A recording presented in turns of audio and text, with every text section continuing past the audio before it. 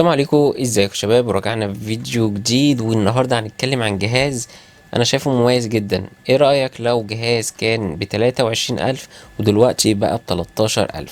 يعني ب13,000 ممكن تشتري تليفون ميد رينج، كنت ممكن من 8 شهور تشتريه ب23,000. فايه رأيك لو النهارده نعمل مراجعة لتليفون هونر اكس 9 بي ال 5 جي؟ تعالوا نشوف مميزاته وعيوبه. اهم حاجة متنساش الاشتراك، ويلا نبدأ الفيديو. اول حاجه هنتكلم عليها وهي الشاشه، وهنا الشاشه من مزايا قوه الجهاز. يعني لو هنتكلم عن الشاشه فعندك شاشه 6.8 انش فول اتش دي بلس. طبعا الشاشه هنا امولود بدقه 2650 في 1200، يعني حرفيا هتاخد شاشه وهنا هتستمتع بالفرجة عليها ودقتها مع الايدج بقى والاستحواذ المميز بتاعها. فعلا انت ماسك شاشة فلاج شيب، الوان نقية ومتشبعة مع مستوى سطوع هنا بيوصل ل 1200 نتس وتردد 120 هرتز. فنقطة الشاشة هنا انا شايفها بصراحة مرضية جدا جدا. طبعا انت مفكر كده ان احنا خلصنا كلام عن الشاشة؟ لا، تعالى اقول لك بقى ان الميزة هنا في الجهاز او سبب شهرته ان الجهاز هنا مصمم انه يبقى ضد الكسر. يعني لو الجهاز وقع منك او اتخبط فما تنعاش هم، فالجهاز هنا زي ما قلنا مصمم انه يبقى ضد الكسر. لو هنتكلم بقى عن ميزة تانية مهمة جدا ومن مزايا قوة الجهاز، فهنا لو هنبص بقى للخامات وشكل الجهاز هتلاقي هنا الشكل مميز حرفيا.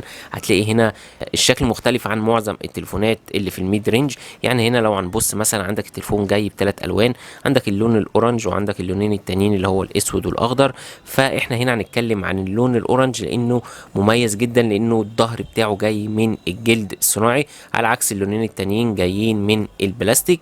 ولو هنبص بقى لحلقة الكاميرا هنا فهنا الحلقة شكلها مميز جدا مع الفراغ اللي في النص جاي بالجلد كده، والحواف برضو تحت الدايرة مع اسم هونر. فالتليفون مميز جدا. ولو بصينا برضو على الجناب بتاعت الجهاز هتلاقي فيه كيرف كده جاي من الظهر مع الايدج بتاع الشاشة، وكل ده ما عداش 8 مللي. فحرفيا الشكل محترم جدا، غير ان وزن الجهاز هنا ما عداش ال 185 جرام. فالجهاز خفيف ورفيع، فالجهاز حرفيا ممتاز شكلا وشاشة. ولو هنتكلم برضو عن ميزة انا شايفها حلوة جدا في الجهاز وهي البطارية. على الرغم ان قلنا هنا الجهاز سمكه رفيع حوالي 8 مللي، فهنا البطارية جاية 5800 ملي امبير. يعني البطارية كبيرة جدا، مش هتقلل معاك حتى مع الاستخدام التقيل والمكثف. البطارية او التليفون هيقعد معاك اليوم كله مرتاح، مفيهوش اي مشكلة. وعندك هنا شحن سريع بيوصل ل 35 واط. فمن ناحية البطارية زي ما قلنا انها ميزة ما فيهاش اي مشكلة. ولو هنتكلم بقى عن العتاد الداخلي وقوة الجهاز، فالجهاز هنا جاي بمعالج متوسط ممتاز وهو السناب دراجون 6 جين 1 بتقنية الأربعة نانو المحافظة على البطارية اللي هي أصلا كبيرة، مع معالج رسومي أدرينو 710 اللي بيحقق حوالي من 485 ل 500 ألف نقطة على الأنتوتو. طبعا مش هنتكلم بقى عن لاج والكلام الفاضي ده، العب اللي تلعبه مفيش أي مشكلة، وافتح البرامج هيقولك يديني وأنا أشيل مفيش أي مشكلة. وده مش علشان معالج كويس، لا، انت عندك هنا 12 جيجا رام سود مع المعالج، فهتاخد توليفة محترمة جدا بالنسبة للعتاد. ولو هنتكلم بقى عن الكاميرات فهنتكلم عن كاميرات الى حد ما كويسة. يعني لو هنبص للكاميرا الامامية عندك 16 ميجا، مش هتبقى مختلفة عن اي تليفون في الفئة بتاعته.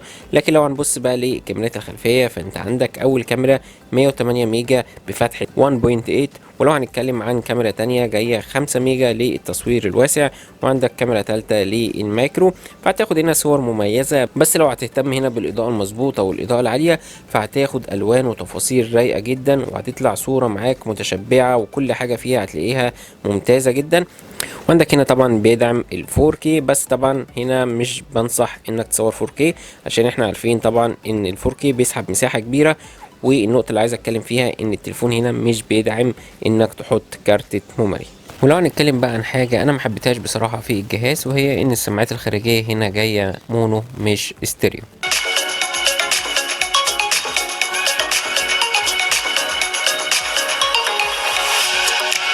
من الاخر كده لو معاك 13000 خد الجهاز ده وانت مرتاح. هقول لك ليه هتكون مرتاح.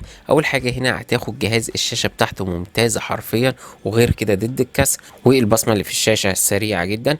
هتاخد جهاز هنا الخامات بتاعته والشكل مميزين جدا. هتاخد هنا جهاز الكاميرات والمعالج بتاعه الى حد كبير كويسين. هتاخد جهاز 12 جيجا رام.